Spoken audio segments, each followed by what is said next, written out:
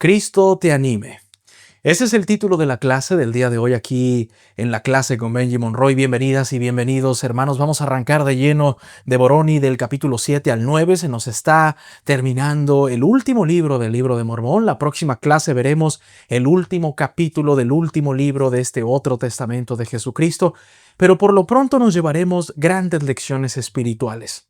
Sobre todo para aquellos que luchamos por refrenar ese carácter impulsivo, volvernos más pacificadores que provocadores.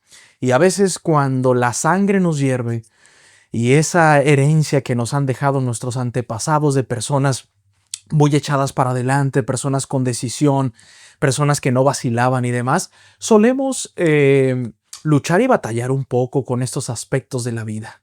Hoy Mormón y Moroni van a intervenir para darnos esas últimas recomendaciones en que iba a ser las últimas palabras de ellos, esas palabras que venían y que hablaban desde la tierra y que hoy resuenan en el siglo XXI para todos nosotros. Hermanos y hermanas, bienvenidos, siéntanse cómodos, felices fiestas para todos ustedes. Ya se respira el espíritu navideño en estas épocas del año, un momento para reflexionar, para amar, para perdonar y para estar con los más queridos, sobre todo. Para ello, hermanos, antes de comenzar, yo quisiera pues leer uno de los comentarios de la semana pasada que me conmovieron mucho y que hoy tengo la bendición de poder honrar a la hermana Alejandra Torres, que nos escribe desde Chicago, Illinois, aquí en los Estados Unidos, que dice lo siguiente, y que seguramente ustedes pueden identificarse con las palabras que ella comentó. Es muy cierto, hermano Benji, cuando yo por un tiempo dejé de ir a la iglesia, me sentía muy mal, más enferma en mis enfermedades y desnutrida espiritualmente. Y cuando yo decidí regresar y renovar mi recomendación del templo, la presidenta de la Sociedad de Socorro me dijo que ni se me nota que estoy enferma. Y ahora ni la enfermedad siento porque voy a la iglesia y me quedo a las clases y vengo a mi casa y me siento en mi sofá a estudiar la clase con usted y me siento muy animada, feliz y con gozo que mi Padre Celestial y mi Señor Jesucristo me dan a través de su palabra. Y de maestros como usted, hermano Benji, muchas gracias por ese gran amor que usted transmite a los que los vemos por este medio. Los saludo desde Chicago, Illinois. Hermanos, gracias por seguirnos en Illinois, en Chicago y en cualquier otra ciudad de los Estados Unidos y en cualquier otra ciudad del mundo. Lo que dijo la hermana Alejandra Torres es verdad. La mayoría de la gente que ha tenido la oportunidad de saber qué se siente irse de la iglesia, lo cual no es algo que el Señor nos recomiende, pero que lo permite en ese albedrío que Él nos otorgó desde el principio, han podido experimentar la diferencia entre estar con el Señor y luchar todos los días por ser mejor o alejarse por completo cuando le decimos al Padre Celestial, muchas gracias por lo que has hecho por nosotros, pero hemos decidido andar por nosotros mismos y con el paso del tiempo se van dando cuenta que las cosas no eran como uno esperaba. Hermanos, a todos aquellos que en algún momento han salido de la iglesia y que han regresado así como la hermana Alejandra, los felicito. Porque también son personas que las necesitamos sobremanera en la iglesia. Una persona como yo que nunca ha salido de la iglesia, hermanos, no tenemos exactamente claro qué es salir de ella y qué es padecer esa desnutrición espiritual como tal. Evidentemente yo y muchas personas que nos hemos mantenido activos en la iglesia hemos tenido altas y bajas. Pero desaparecer del radar del evangelio y de la iglesia y de las actividades y de todo debe de ser duro, y ustedes que han regresado y que han tenido esa experiencia, hermanos, son el doble de productivos acá. Porque aún pueden recomendarle cosas a los jóvenes, a las familias que tienen esa curiosidad de dejarla o que están desfalleciendo. Y el testimonio de ustedes vale el doble, vale muchísimo, hermanos, porque saben lo que es estar fuera y ver por la ventana a aquellos que luchan y que tienen el gozo, y ustedes que en su momento lo dejaron de vivir. Gracias, hermana Alejandra Torres, por comentarnos, y así, hermanos, cada uno de sus comentarios son bien recibidos en esta y en todas las demás clases. Antes que Moroni concluyera con sus palabras finales, los anales que conocemos hoy en día como el Libro de Mormón, Compartió 3 mensajes de su padre mormón. Un discurso dirigido a los pacíficos discípulos de Cristo, como lo tocamos al principio de la clase, y 2 cartas que Mormón había escrito a Moroni. Puede que Morón incluyera esos mensajes en el libro de Mormón porque previó las similitudes que habría entre los peligros de su época y los de nuestros días. Cuando escribió esas palabras, el pueblo nefita se estaba alejando del Salvador. Muchos de ellos habían perdido su amor el uno para el otro y se deleitaban en todo menos en lo que es bueno. No obstante, Mormón aún tenía motivos para sentir esperanza, lo cual nos enseña que la esperanza no consiste en ignorar los problemas del mundo, ni ser ilusos al respecto. Más bien la esperanza consiste en tener fe en el Padre Celestial y en Jesucristo su Hijo, cuyo poder es mayor y más perdurable que esos problemas. Consiste en aferrarse a todo lo bueno, en permitir que la expiación de Jesucristo y la esperanza de su gloria y de la vida eterna reposen en nuestras propias mentes o en su mente. Evidentemente, la primera palabra que podemos tener en mente aquí es la palabra esperanza. Hace algunas clases, cuando veíamos el desenlace de los jareditas, Éter habla de la esperanza, de un mundo mejor. Bueno, evidentemente, hermanos y hermanas, cuando hay personas que la están pasando realmente mal en la vida, que parece que su alrededor se eclipsa y se oscurece, como lo sucedió con Moroni y con Mormón, las personas tienen 2 opciones. O se unen a los eclipsados y a los desfallecidos, o se aferran a algo. Y ese aferramiento a Jesucristo y al Padre Celestial y a su doctrina es la esperanza. Pero me gustan mucho los conceptos, hermanos, que se manejan en la introducción de nuestro manual. La esperanza no significa ignorar los problemas, no es ignorar los problemas, ni evadirlos, por supuesto. No significa ser, como dice el manual, efectivamente, no significa ser unos ilusos al respecto. No es ser unos ilusos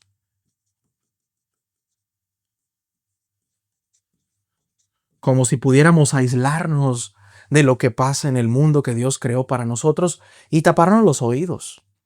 No es para ignorar los problemas ni evadirlos, tampoco no es para ser ilusos y agarrarnos por sorpresa de lo que pasa alrededor de nuestra ciudad, de nuestra comunidad, de nuestro país. Hermanos, la esperanza es sobreponerse a todo eso y aferrarse a Cristo. Sí es sobreponerse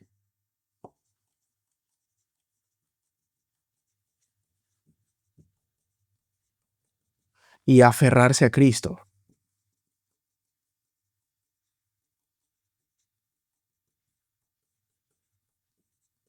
Y vamos a jugar aquí con los emojis de que no es esto, hermanos y hermanas, pero sí es esto. Esa es la esperanza.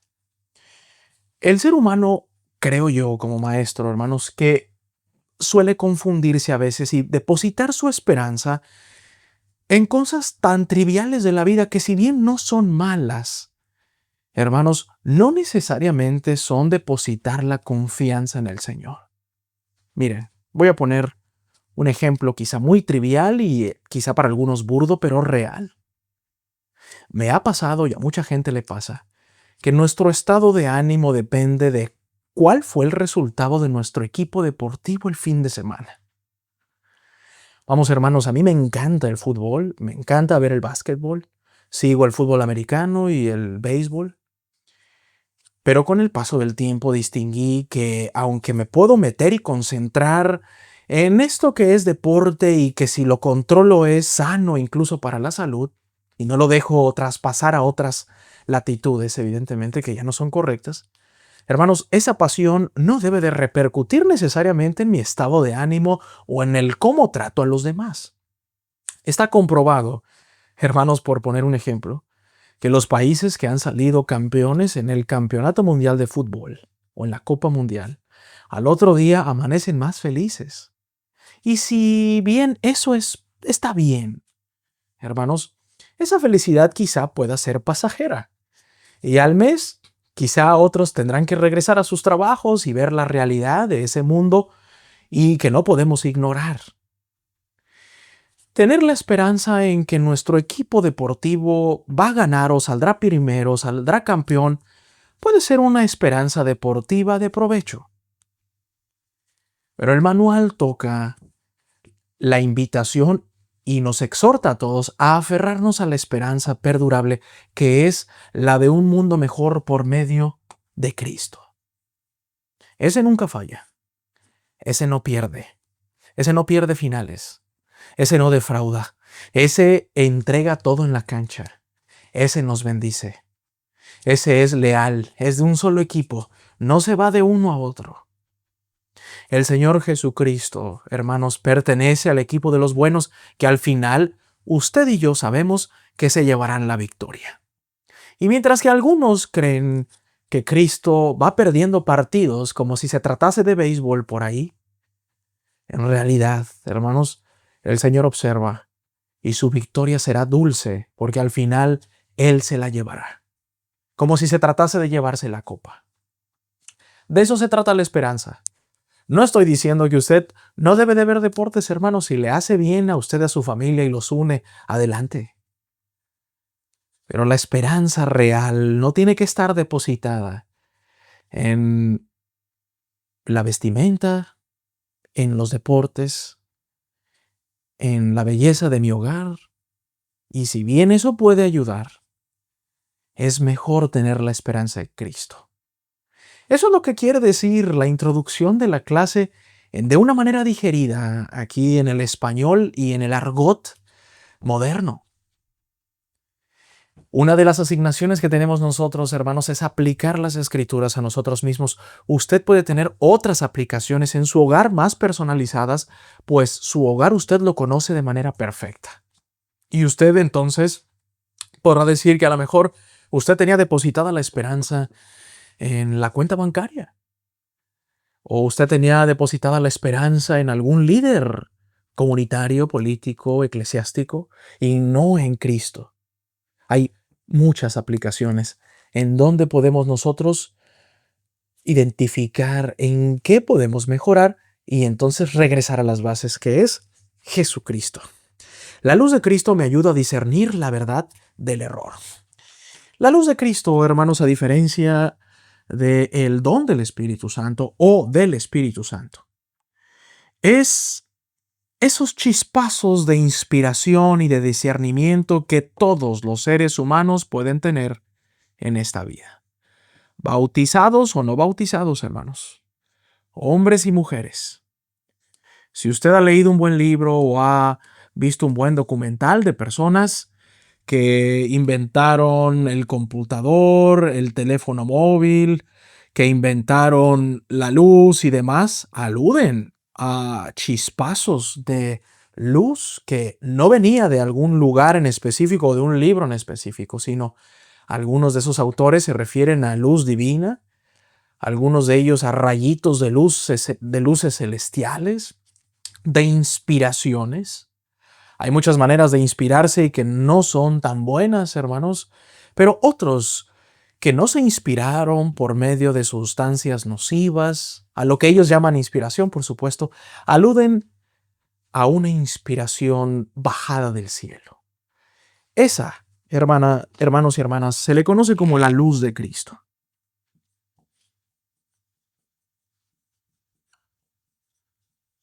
Y seguramente, amigos y amigas, podemos deducir, de acuerdo al Evangelio, que muchos de los que inventaron descubrieron lugares nuevos.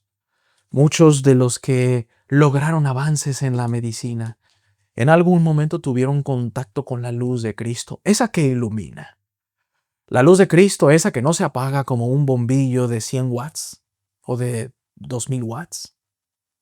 Ese bombillo más efectivo que la luz LED.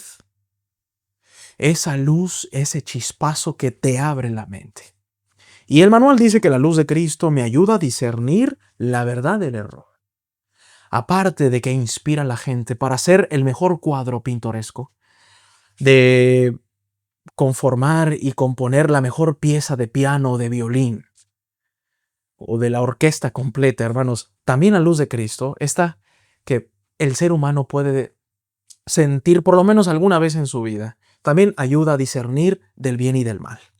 Muchas personas se preguntan, ¿cómo puedo saber si una impresión proviene de Dios o de mis propios pensamientos? O con tantos engaños que existen en la actualidad, ¿cómo puedo saber que está bien y que está mal? ¿Recuerdan en Doctrina y Convenios cuando el Señor dice que hablaré a tu mente y a tu corazón por medio del Espíritu? Generalmente esa ecuación no falla, hermanos, viene en combo, habla a la mente y al Espíritu. Pero los versículos del 12 al 20 de Moroni 7 tienen algunas otras ideas de las cuales podemos aprovechar el día de hoy. Por consiguiente, todo lo que es bueno viene de Dios, lo que es bueno, y lo que es malo viene del adversario o del diablo, porque el diablo es enemigo de Dios y lucha contra él continuamente e invita e induce a pecar y a hacer lo que es malo sin cesar. Mas he aquí lo que es de Dios invita e induce a hacer lo bueno continuamente, de manera que todo aquello que invite e induce a hacer lo bueno y a amar a Dios y a servirle es inspirado por Dios. Tened cuidado, pues, amados hermanos míos, de que no juzguéis que lo que es malo sea de Dios, ni lo que es bueno y de Dios sea del adversario o del diablo. Pues he aquí, mis hermanos, os es concedido juzgar, a fin de que podáis discernir el bien del mal, y la manera de juzgar es tan clara, a fin de que sepáis con un perfecto conocimiento como la luz del día lo es de la oscuridad de la noche. Pues he aquí, a todo hombre se da el Espíritu de Cristo, o esta la luz de Cristo, para que sepa discernir el bien del mal. Por tanto, os muestro la manera de juzgar, porque toda cosa que invita a hacer lo bueno y persuade a creer en Cristo es enviada por el poder y el don de Cristo, por lo que sabréis con un conocimiento perfecto que es de Dios. Hago una pausa en el 16, hermanos, y quiero hacer una aclaración que puede traer a la mente en este momento tanto para usted como para nosotros. La palabra juzgar es una palabra que semánticamente en la iglesia y sin afán de equivocarnos, hermanos, sin dolo, sin afán de crear confusión, hemos tratado de implementar a veces de no una manera correcta o de una manera incorrecta. Me explico a continuación. ¿Cuántas veces hemos escuchado en nuestros barrios, en nuestras estacas o en la familia el decir no juzgar? Bueno, semánticamente para los propósitos del Evangelio de Jesucristo, hermanos y hermanas, esta podría ser una aseveración no tan precisa. Mormón, en el libro de Moroni, nos está ilustrando que para que sepa discernir el bien del mal, por tanto, os muestro la manera de juzgar.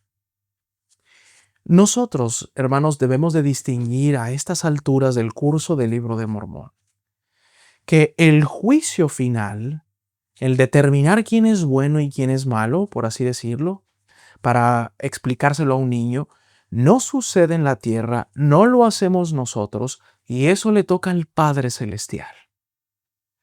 Pero sí se nos manda a juzgar entre el bien y el mal. Y eso es algo que nosotros no debemos de rehuirle o no debemos de tener empacho o temor de poderlo tocar. Entre el bien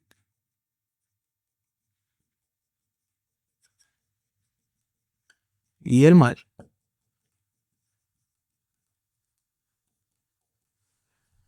Para eso no hay pecado en juzgar. Juzgar, usted puede, si no le gusta el adjetivo, este verbo de juzgar, hermanos, usted puede utilizar otros verbos que pueden encajar muy bien. Discernir, darse cuenta de lo bueno y lo malo, deducir con el Espíritu del Señor mediante la luz de Cristo de preferencia para emitir el mejor juicio de valor entre el bien y el mal es lo ideal. Estudiar las Escrituras y deleitarse, hermanos, no es simplemente memorizarlas, sino meditarlas y poderlas aplicar. Repito, el juicio final Hermanos, el etiquetar a las personas como buenas y malas no nos toca a nosotros en la tierra y no somos capaces de sustituir un poder que solamente tiene el Padre Celestial el día del juicio final. ¿No conocemos nosotros ya el plan del Señor? Claro que sí. Mormón está hablando del juzgar entre el bien y el mal. Y en esos detalles semánticos que el ser humano imperfecto como yo o como usted puede tener, puede haber alguna confusión entre personas que creen que ni siquiera hay que juzgar a nada ni a nadie. Al contrario, hermanos, el plan del Señor mediante la luz de Cristo nos invita a discernir, a deducir, a juzgar, a ser juiciosos entre lo que es malo y lo que no es. Así que el Señor dice que aquello que inspira y que es bueno viene del Señor. Aquello que no, viene del adversario. Definitivamente. Después dice, mas he aquí lo que es de Dios invita e induce a hacer lo bueno continuamente. De manera que todo aquello que invita e induce a hacer lo bueno y a amar a Dios y a servirle es inspirado por Dios. Tened cuidado, pues, amados hermanos míos, de que no juzguéis que lo que es malo sea de Dios, ni que lo que es bueno y de Dios sea del diablo. Regresándome un poquito al 13 y al 14. Habíamos hecho una pausa en el 16 y continuamos en el 17 diciendo, pero cualquier cosa que persuade a los hombres a hacer lo malo y a no creer en Cristo y a negarlo y a no servir a Dios, entonces sabréis con un conocimiento perfecto que es del diablo. Porque de este modo obra el diablo, porque él no persuade a ningún hombre a hacer lo bueno. No, ni a uno solo. Ni lo hacen sus ángeles, ni los que a él se sujetan. Ahora bien, mis hermanos, en vista de que conocéis la luz por la cual podéis juzgar, o sea, amigos, la luz de Cristo, la cual es la luz de Cristo, como dice acá, cuidamos de juzgar equivocadamente. No habla de no juzgar, que no se refiere, hermanos, al juicio final, sino de ese juicio entre discernir. Y Mormón dice, cuidaos de juzgar equivocadamente, porque con el mismo juicio con que juzguéis seréis también juzgados.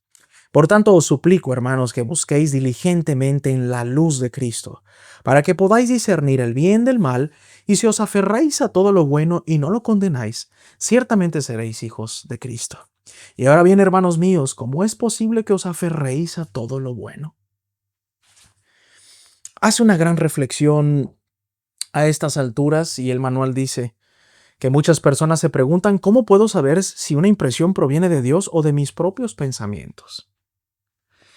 Mormón simplifica y para eso manda profetas todo lo que el Señor guarda en sus escritos, en sus discursos, a través de sus profetas.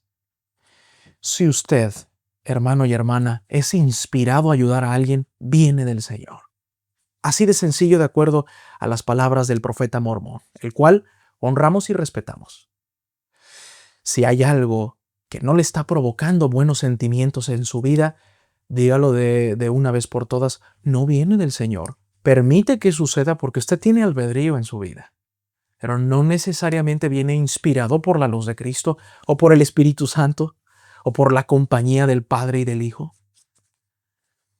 El Evangelio suele ser fácil de discernir, pero a veces hay que prestarle atención a las palabras, a los adjetivos calificativos, a la simpleza de las Escrituras.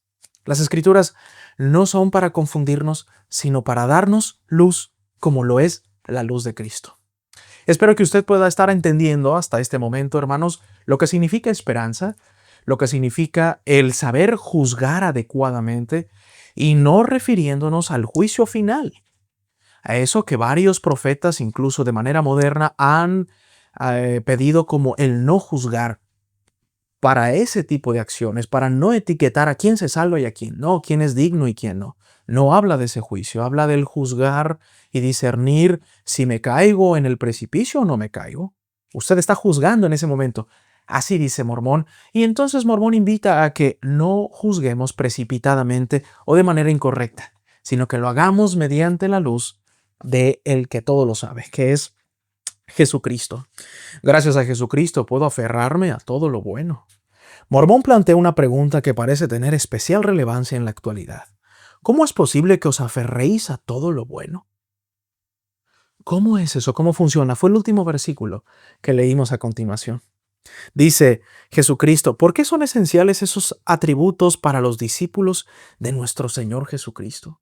Vamos a ver algunos de ellos a partir del 20, hermanos, que dice, y ahora llegamos a esa fe de la cual dije que hablaría, y os indicaré la forma en que podéis aferraros a todo lo bueno. Porque he aquí sabiendo Dios todas las cosas, dado que existe de eternidad en eternidad. He aquí Él envió ángeles para ministrar a los hijos de los hombres, para manifestar concerniente a la venida de Cristo y que en Cristo habría de venir todo lo bueno. Y Dios también declaró a los profetas que por su propia boca que Cristo vendría. El primer dato que nos arroja Mormón en su sabiduría, hermanos, es que en Cristo habría de venir todo lo bueno. Así que si Mormón nos está invitando a aferrarnos a lo bueno,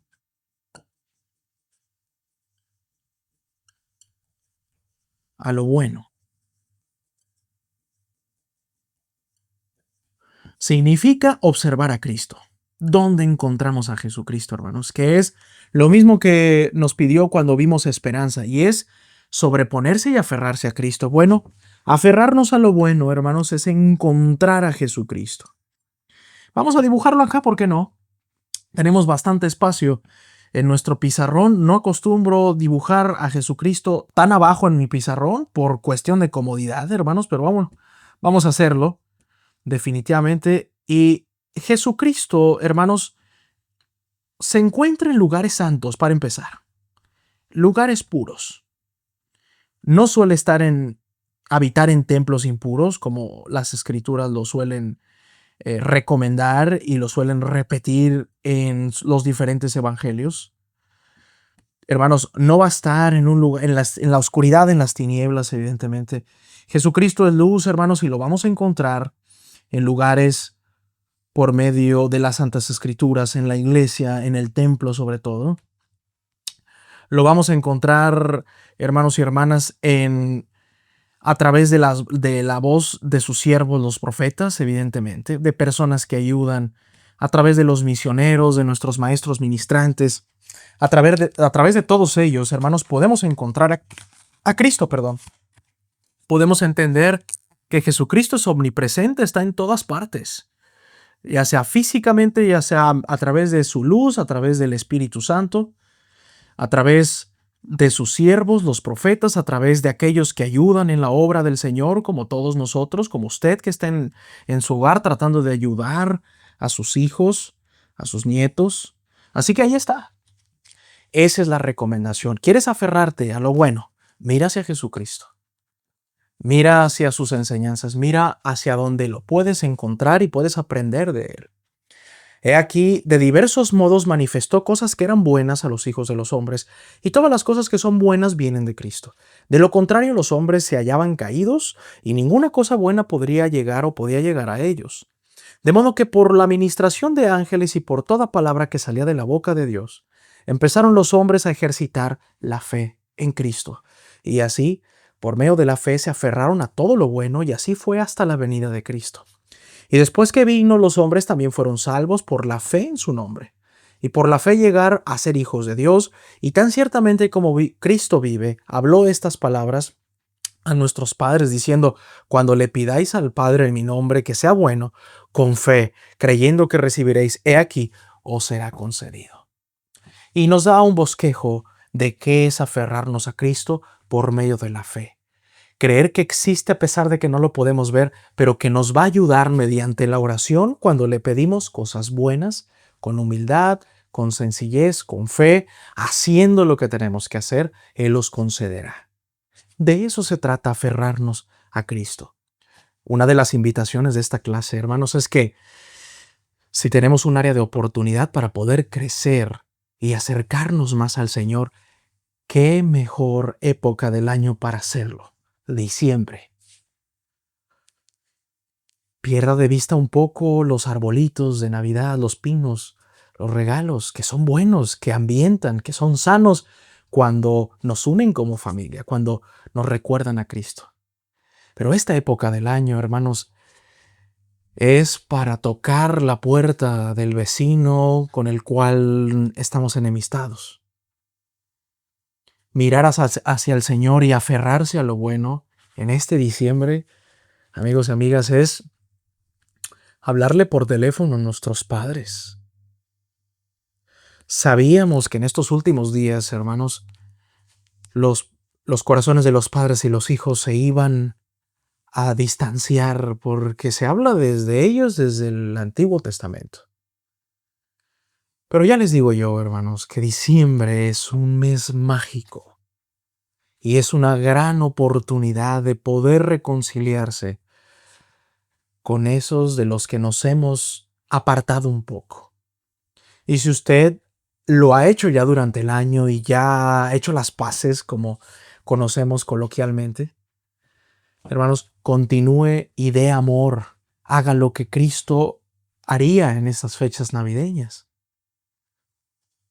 Los regalos van a estar allí, el arbolito estará iluminado y los foquitos y las lucecitas afuera de su casa también estarán.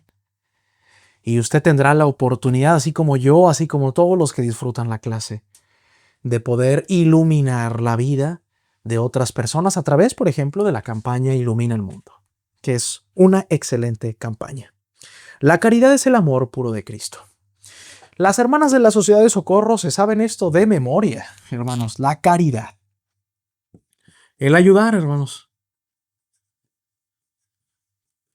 Solemos etiquetar la caridad en la iglesia como cuando alguien se va a mudar a nuestro barrio y a cambiar sus muebles, ayudarles e ir a bajar sus muebles o ir a socorrer a los que han sufrido un huracán, un temblor.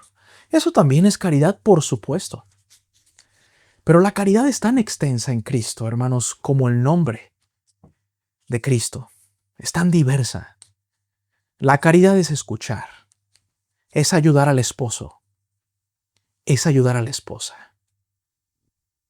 La caridad, hermanos, es cortar el pasto o el césped del vecino sin que él lo pida. La caridad es compartir su cena de Navidad con alguien que sabe que no va a cenar. La caridad es invitar a alguien que no es de la familia o de nuestro círculo de amigos a una reunión navideña. Hermanos, la caridad es escuchar a su hijo que lo necesita. Y hermana, probablemente su hijo no está en la iglesia ahora. No está su hija en la iglesia. Pero esa tristeza y ese rencor y ese orgullo a veces nos hace decir palabras como las de te fuiste de la iglesia y ya no eres mi hijo. Hermanos, ¿hemos sido nosotros desechados de ser hijos de Dios porque nos hemos equivocado? Jamás. Por lo tanto, si Dios no nos quita la etiqueta de sus hijos, ¿por qué habríamos de hacerlo nosotros? Así que caridad también es escuchar a ese joven, a esa hija con la cual no ha habido mucha comunicación en el último año. Hay un montón de cosas para hacer caridad en la vida. Y la caridad es el amor puro de Cristo. ¿O no, hermanas de la Sociedad de Socorro, que ustedes son ejemplos excelentes de lo que es la caridad? Mormón señaló que nuestra fe y esperanza en Jesucristo nos lleva a tener caridad. De modo que nosotros podemos conectar nuestra esperanza y nuestra fe en Jesucristo y producir una de las satisfacciones más grandes que podemos tener en nuestra vida, que es el ayudar a los demás. Yo he dicho en otras clases, hermanos, que yo tengo una gran asignación en cuanto a la caridad. Creo que puedo ayudar más de lo poco que he ayudado. Y esa es una asignatura pendiente que quiero empezar a cumplir este diciembre. Hermanos, no espero salvar la desnutrición mundial, pero sí la desnutrición espiritual, por lo menos de mí y de mi familia. Tal vez alguien me va a necesitar en esta Navidad. Y necesito estar allí para hacer lo que Cristo haría en mi lugar. Así se tienen que comportar o así se espera que los cristianos nos comportemos, sobre todo en estas fechas, durante todo el año, hermanos, durante todos los días. Pero no es un buen momento para empezar la Navidad. Claro que sí. Hay gente más alegre, hay gente que no, con nostalgia, recuerda a los que ya se fueron, pero también es el espíritu, perdón, preciso para iniciar. Así que la caridad es todo eso. Hermanos, la esperanza y la fe en Cristo produce caridad, te dan ganas de ayudar. Y cuando dan ganas de ayudar, hermanos, hacemos el bien a los hijos de Cristo, o como si se los tuviésemos hecho al Señor. Dice acá, Moroni 7 del 44 al 48 nos va a hablar acerca de la caridad. Porque si no, su fe y su esperanza son vanas. Si no hay caridad, hermanos, la fe y la esperanza no rinde frutos. De modo que la caridad, hermanos, es, disculpen, porque nadie es aceptable a Dios sin los mansos y humildes de corazón. Y si un hombre es manso y humilde de corazón y confiesa por el poder del Espíritu Santo que Jesús es el Cristo, es menester que tenga caridad. Una persona en la iglesia se espera que sea caritativa. Es verdad, hermanos, que nosotros tenemos la responsabilidad de ser autosuficientes. Pero en el trayecto, hermanos, habrá algunos que tarden más y otros que tarden menos, y ahí podemos ayudar. Y aunque no haya necesidades físicas de tener que ayudarle a alguien a mudarse o tener que darle de alimento a algún enfermo en nuestro barrio, hermanos, la caridad es ayudar al maestro en su clase cuando se le atora algo en cierto tema de la clase. La caridad, hermanos, es decir, claro, obispo, puedo discursar el día de Navidad. Eso también es la caridad, hermanos. La caridad, después de tener esperanza y tener fe en Jesucristo, también es aceptar un llamamiento en el barrio y decir, obispo, yo puedo hacerlo, yo puedo ayudar. Nos equivocaremos seguramente, seremos los mejores maestros, estaremos en el proceso, hermanos, pero ser caritativo es ayudar al Señor en asignaciones de la iglesia también. Será limpiar la capilla también. Hay un montón de formas de tener caridad. Muchas. Escoja alguna y comencemos a hacerlo, sin lugar a dudas. Es menester que tenga caridad, porque si no tiene caridad no es nada, por tanto es necesario que tenga caridad. Y la caridad es sufrida, y es benigna, y no tiene envidia, ni se envanece, no busca lo suyo, no se irrita fácilmente, no piensa el mal, no se regocija en la iniquidad, sino se regocija en la verdad. Todo lo sufre, todo lo cree, todo lo espera, todo lo soporta.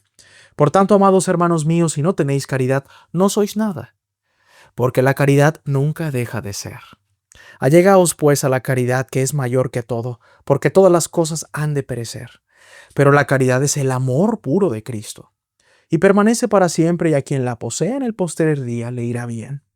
Por consiguiente, amados hermanos míos, pedid al Padre con toda la energía de vuestros corazones, que seáis llenos de este amor que Él os ha otorgado a todos los que son discípulos verdaderos de su Hijo Jesucristo, para que lleguéis a ser hijos de Dios, para que cuando Él aparezca seamos semejantes a Él, porque lo veremos tal como es, para que tengamos esta esperanza, para que seamos purificados así como Él es puro.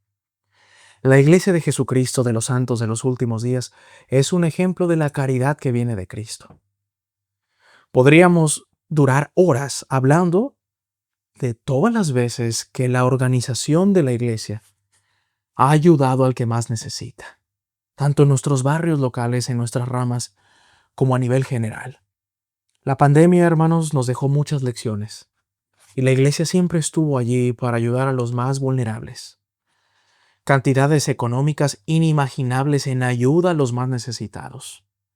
Y cuando hablo de cantidades inimaginables, hermanos, hablo de millones de dólares en ayuda a UNICEF, al Banco Mundial de Alimentos, a países en África, a países en Latinoamérica. Proporcionó miles de tanques de oxígeno. Proporcionó muchas ayudas en COVID, hermanos, con vacunas. Vamos, hermanos, la iglesia ha ayudado a tanta gente a comer. Ha ayudado a tanta gente a vivir, a estudiar. Ha pagado misiones de personas, de jóvenes y jovencitas que han cambiado sus vidas. Y la iglesia siempre estará allí para ayudar. Nos pide responsabilidad, nos pide autosuficiencia. y nos pide un poquito de servicio cuando nos asignan una clase, un discurso, un llamamiento. Y la iglesia, hermanos, por medio de las contribuciones de nosotros, los miembros de la iglesia, en ofrendas y diezmos, ayuda a los que más lo necesitan. Esa es la caridad. Ese es el amor puro de Cristo. Y mientras que muchos sigan criticando cosas que a veces no entienden para con la iglesia responderá con caridad. Y quizá algunos de esos valientes que la critican a través del anonimato que da las redes sociales, un día vean que alguien con una casaca amarilla de manos que ayudan le extienda la mano después de un temblor en Chile, en Perú, en México, en Centroamérica. Quizá alguno, hermanos, de esos que han cogido fuerzas de no sé de dónde, pero que han deseado y están haciendo la guerra, no en contra mía ni de usted, hermanos, en contra del Señor. Un día volteen y reciban una ayuda del amor puro de Cristo. Y saben que, hermanos, la iglesia no se los echará en cara, no se los cobrará. La iglesia no los regañará, no los maltratará, les sonreirá. Y ellos analizarán lo que hicieron. Hablo de los que trataron de perseguir a la iglesia. Si no, pregúntenselo a Saulo de Tarso. Pregúntenselo a Alma, hijo. O pregúntenselo a Lamán y Lemuel. O pregúnteselo usted o yo cuando nos hemos salido un poquito de la senda del Señor, hermanos, y inconscientemente hemos estado a veces en contra y bien, hermanos, la verdad, si somos sinceros, no nos ha ido. Así es el Señor, claro, preciso, conciso, directo, amoroso. Para eso estudiamos, para deleitarnos en las Escrituras y sacar provecho para nuestros días. Gracias, amigos, por estar con nosotros y estudiar con nosotros. Cuando termines, considera reemplazar las palabras caridad por el nombre de Jesucristo. ¿Qué te enseña eso sobre el Salvador? ¿Cómo ha demostrado Jesucristo su amor puro? Piensa en un ejemplo de las Escrituras y de tu propia vida. Cojamos pues nosotros, hermanos, tomemos algún versículo, vamos, si gustan, al 48 y sustituyamos, vamos al 47 y sustituyamos Jesucristo en lugar de la palabra caridad. Pero Cristo es el amor puro de Él, o sea, de Cristo, y permanece para siempre, y a quien la posee en el postrer día le irá bien. Hermanos, el que mire a Cristo y se aferre a Él, le va a ir bien en el último, en el último tramo de nuestras vidas, en el día en que Él nos llame. Nos irá bien. Nos irá bien. No dice que para tener caridad, hermanos, tenemos que ser perfectos. Nadie es perfecto. Hermanos, usted pudo haber cometido un grave error en su vida, o 2, o 100. Eso no lo limita a tener caridad. Caridad, hermanos, es ir al parque en donde usted hace ejercicio y juntar la basura. Caridad, hermanos, es ir al supermercado y darle las gracias a la persona que lo atendió.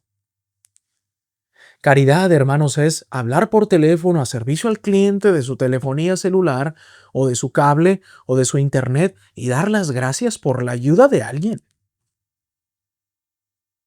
La caridad se puede expresar en tantas cosas. La caridad es pedir perdón incluso si nosotros no hemos tenido nada que ver con el problema. Eso habla de la categoría espiritual que usted tiene. Hermanos, ¿cuántas oportunidades de caridad tenemos para expresar a partir de este diciembre y durante todo el 2025? No importa cuántas veces usted tenga que proponerse ser más caritativo, lo importante es comenzar y comenzar y comenzar con íntegro propósito de corazón. Nos irá bien. ¿A quién no quiere que le vaya bien? A todos queremos que nos vaya bien. Yo quiero que les vaya bien a ustedes. Ustedes quieren que me vaya bien a mí. Y yo quiero que a mis hijos y a nuestros familiares nos vaya bien también. ¿Por qué no empezar por la caridad? Vale la pena. Siempre valdrá la pena. El presidente Dallin H. Oaks, hermanos,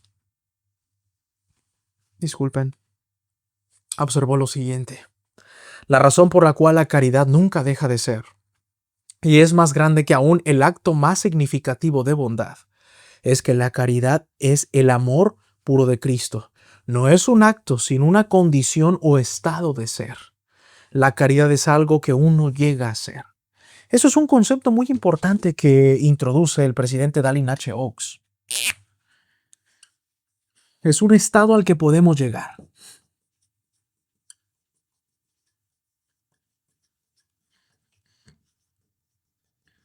Podemos llegar. Si queremos, si deseamos, si lo observamos, si vemos los resultados. Miren, voy a poner un ejemplo trivial. En la semana, mi esposa y yo actualizamos nuestros aparatos móviles y eso se siente muy bien. Pero ni actualizar nuestros dispositivos móviles o teléfonos celulares a los más nuevos se compara a la satisfacción que hemos tenido cuando hemos ayudado a alguien.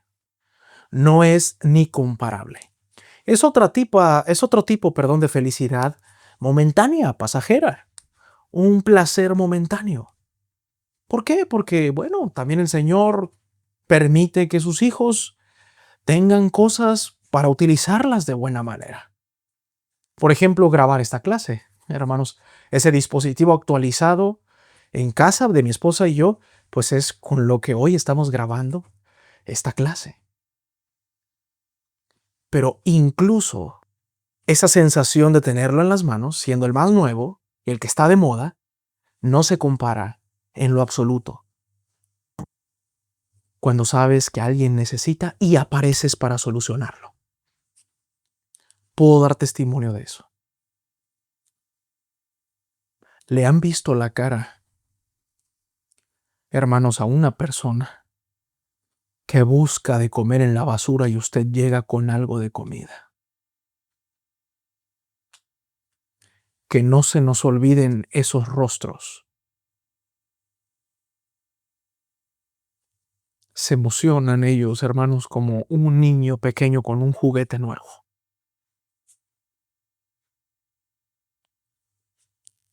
Si usted ha estado en alguna presidencia destaca o en algún obispado, hermanos, ¿recuerdan las caras de las personas cuando ustedes llegaron con regalos navideños a un hogar que se sabía de antemano en donde los Reyes Magos y Santo Claus no iban a llegar?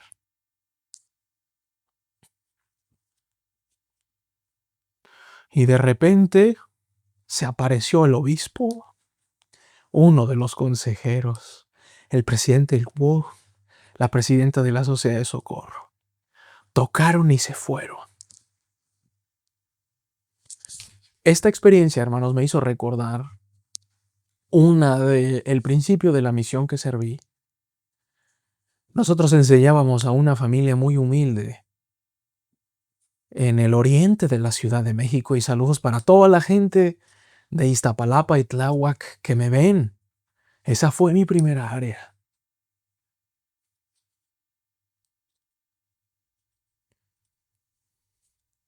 Y unos misioneros que en realidad no les sobraba el dinero, pero que fueron y compraron algo al tianguis para regalar esa Navidad y tocar con una tarjeta, decir Feliz Navidad.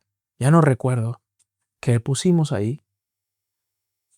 Y ver desde lejos, hermanos, que la joven abría y los niños abrían la puerta y lo retiraba. Eso no tiene comparación.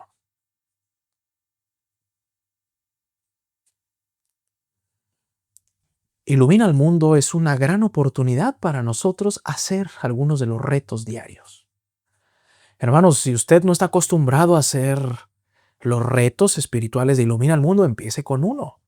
Empiece con dos, haga uno por semana, haga uno cada otro día. Pero empecemos. Me acordé de esa experiencia espiritual y me dan ganas de hacerlo.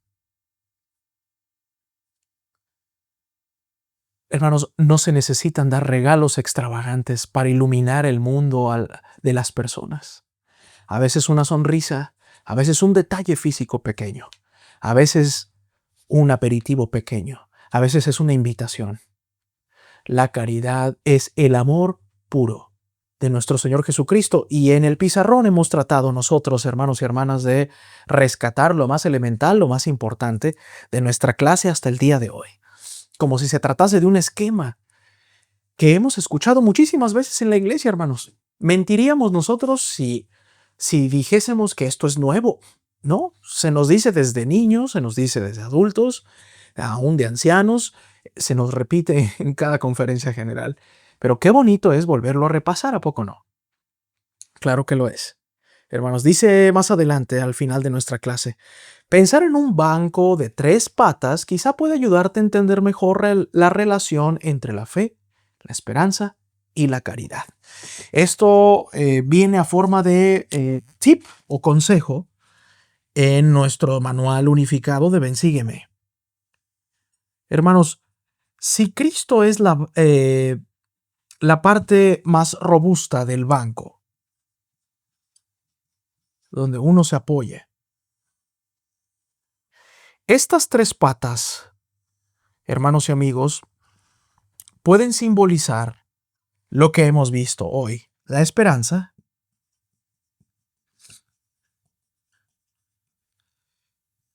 la fe y la caridad. Disculpen aquí, que me he equivocado. Ahí está, caridad.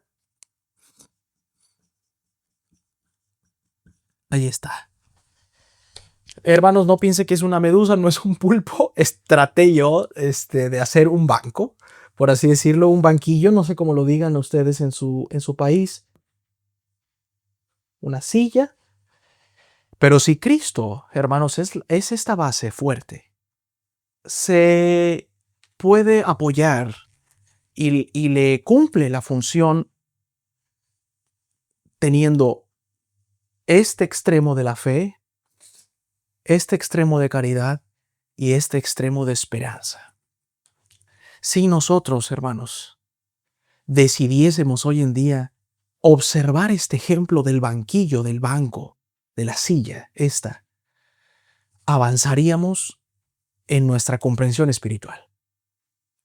Quizá usted y yo no seamos tan buenos dominando escrituras, ni siendo tan buenos dando clases, pero si nos enfocamos en esto y tratamos de hacerlo un día a la vez, a su propio ritmo, hermanos, pero haciéndolo, estaremos del otro lado. La esperanza, la fe, la caridad forman un verdadero seguidor de Jesucristo, este que tenemos aquí. ¿Quién no quisiera hacerlo, hermanos, todos? Quizá la clase pueda ser un poco extensa para usted, pero en realidad podríamos resumirlo con este pequeño ejemplo que utiliza el manual de Ven, sígueme. Para concluir, dice, la ira conduce al pesar y al sufrimiento. Lo hablamos al principio. Aquellos que nos tenemos que refrenar de ser un tanto impulsivos. Vamos al 7, del 44 al 48.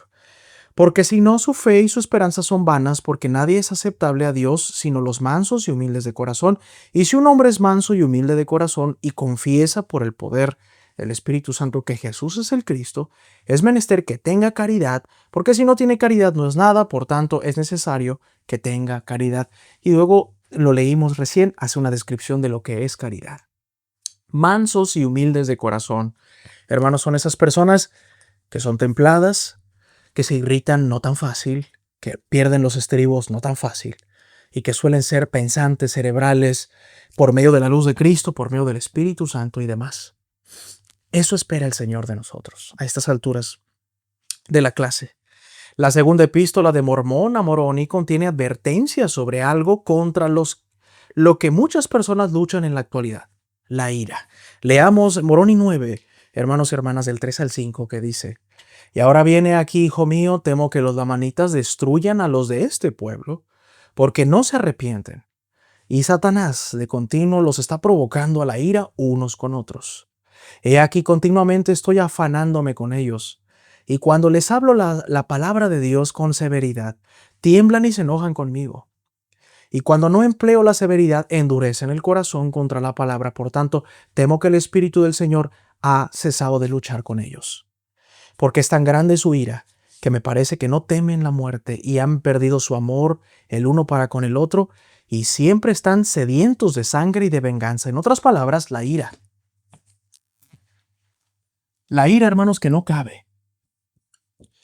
Esa cuando ya no te puedes parar. Esa cuando realmente estás muy enojado. Esta no, hermanos. Esta no. La ira es totalmente contrario a la caridad, totalmente contrario a la esperanza, totalmente contrario a Jesucristo. Uno se puede molestar, hermanos, sí, es normal la molestia.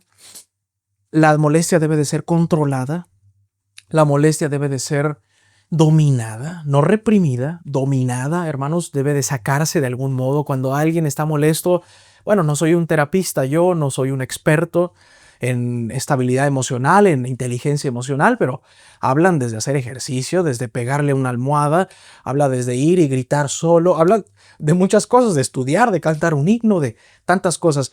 Pero ya cuando ese enojo, esa molestia, ya no se puede dominar, se denomina la ira. Y la ira, hermanos, ha provocado las guerras, el rencor, las muertes, el abuso, muchas cosas. La ira, hermanos, es ese límite al cual no queremos llegar nosotros. Y a veces aparecen esos chispazos de ira, incluso en nuestros barrios, en nuestras estacas, en nuestros hogares, en nuestros trabajos. Hay maneras de evitarlo. ¿Cómo? Aquí. Esperanza, caridad, luz de Cristo, servicio, fe. Aferrarnos a Cristo, a lo bueno. Evitar ser templados, mansos de corazón, como lo dijo Mormón hacia su hijo Moroni. Definitivamente. Dice, ¿cuáles fueron algunas de las consecuencias de la ira de los nefitas? Bueno, hermanos, su extinción. La ira te lleva al declive, a la extinción, a apagar la luz e irnos, definitivamente. ¿Qué advertencias recibimos en los versículos del 18 al 20? Leámoslo ahí en el 9, que dice, y ahora bien, disculpen, en el 18, o la depravación de mi pueblo. No tiene ni orden ni misericordia. He aquí, no soy más que un hombre y no tengo más fuerza que la de un hombre y ya no me es posible poner en vigor mis órdenes. Y ellos se han empedernido en su perversidad y son igualmente brutales, pues no perdonan a nadie, ni a los jóvenes, ni ancianos, y se deleitan en todo menos en lo que es bueno. Y los padecimientos de nuestras mujeres y nuestros hijos por toda la faz de esta tierra sobrepujan a todas las cosas. Sí, la lengua no lo puede expresar ni se puede escribir. Ahora bien, hijo mío, es Mormón hablando a Moroni. No hablo más de esta horrible escena aquí, esta horrible escena. He aquí tú conoces la iniquidad de los de este pueblo. Sabes que no tienen principios y han perdido toda sensibilidad, y sus iniquidades sobrepujan a las de los lamanitas. Y si perecen, será como los jareditas por motivo de las obstinaciones de sus corazones en busca de sangre y venganza. Así terminaron los jareditas, de acuerdo a lo que recordaba Mormón a Moroni y a su pueblo, y así van a terminar los nefitas también. Puedo tener esperanza en Cristo a pesar de mis circunstancias. Después de describir la iniquidad que había presenciado Mormón, le dijo a su hijo que no se afligiera. ¿Qué te llama la atención del mensaje de esperanza de Mormón? ¿Qué significa para ti que Cristo te anime? ¿Qué atributos de Cristo y qué principios de su evangelio reposan en tu mente y te brindan esperanza? Veamos algunas ideas para poder contestar estas preguntas en el verso 25 de aquí del capítulo 9 de Moroni. Hijo mío, sé fiel en Cristo. ¿Qué les parece si leemos este versículo, hermanos, aplicado a nosotros mismos y pongamos el hijo mío en nuestro nombre? El mío, Benjamín. Sé fiel en Cristo y que las cosas que he escrito no te aflijan para apesadumbrarte hasta la muerte, sino Cristo te anime y sus padecimientos y muerte y la manifestación de su cuerpo a nuestros padres y su misericordia y longanimidad y la esperanza de su gloria y de la vida eterna reposen en tu mente para siempre. En otras palabras, hermanos, usted, hermana María, hermano Luis, hermano Carlos, hermana Guadalupe, si usted la está pasando mal, atesore esos escritos no para atormentarse, ni sentirse menos, ni aplastarnos en nuestra indignidad como seres humanos imperfectos que somos. Las escrituras no fueron hechas para eso. Lo vimos hace algunas clases en un excelente discurso del presidente Jeffrey R. Holland. Las escrituras no se hicieron, hermanos, para sentirse miserable en la gente. Es para motivar y tener esperanza de un mundo mejor o en un mundo mejor. Así, en esos momentos de gran aflicción y de soledad de Mormón y de Moroni, Mormón le hizo saber a su hijo que se aferrara a las buenas acciones que estaban escritas de los antiguos profetas, del pueblo del Señor y de nuestro Señor Jesucristo. La clase del día de hoy se titula Cristo te anime. Si usted está desanimado el día de hoy, hermanos, levántese, peínese, alístese, vaya, obre buenas cosas, comparta algo que tiene, regrese a la iglesia, vaya e invite a alguien a su cena navideña o de Año Nuevo. Vaya a la campaña Ilumine al Mundo y escoja una sola cosa que pueda hacerlo y que esté motivado en hacerlo. Hagamos esto el día de hoy para animarnos. Quizá el árbol navideño no luzca con los regalos que solían lucir en antaño. Ni la comida vaya a ser la que usted disfrutó en algún momento de su vida. Quizá esté lejos de su familia y esta Navidad o este Año Nuevo o este Día de Reyes, hermanos, usted no vaya a estar con sus seres queridos. Pero tener esperanza, fe y caridad hará que el mayor de todas las personas esté en nuestros corazones y lo demás pasará a segundo término. No es que no sea importante eso que le aflige, pero no es más importante que nuestro Señor Jesucristo. ¿Qué importan los regalos si no son los más caros? Hermano, si usted regala de corazón algo valioso. ¿Qué importe que la cena no sea de 3 tiempos y sea una cena gourmet? En el amor de la preparación de una comida sencilla, también está el amor de Cristo. Y si usted lo comparte, hermanos, espere grandes bendiciones.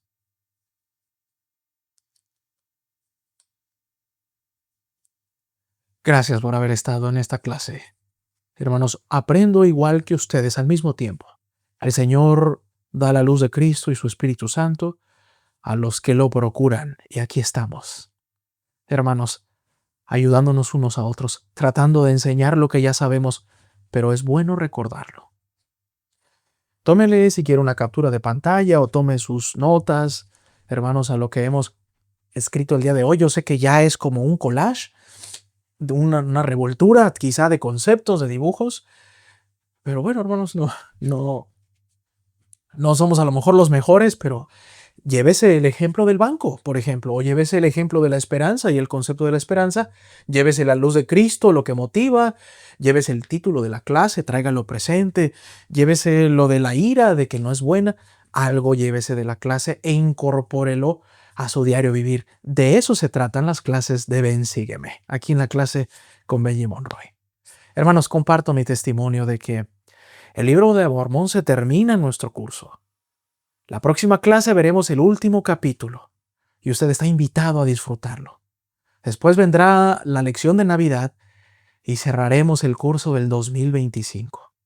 Pero comparto mi testimonio, hermanos, de que el Ven, Sígueme, este curso ha cambiado mi vida.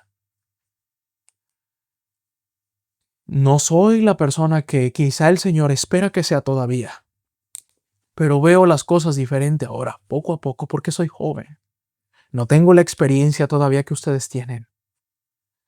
Hermanos, pero ahora veo las cosas desde una perspectiva diferente. ¿Quién lo ha hecho? Cristo. ¿A través de qué? De su palabra. El curso de Ven, sígueme. Así de fácil. ¿Me equivoco? Sí. Pero sigo tratando para ser una mejor persona. Ese testimonio es el que puedo compartirles el día de hoy. Hermanos, gracias por habernos acompañado una vez más en esta clase, en este día de reposo. Les deseo un excelente domingo y lo hago en el nombre de Jesucristo. Amén.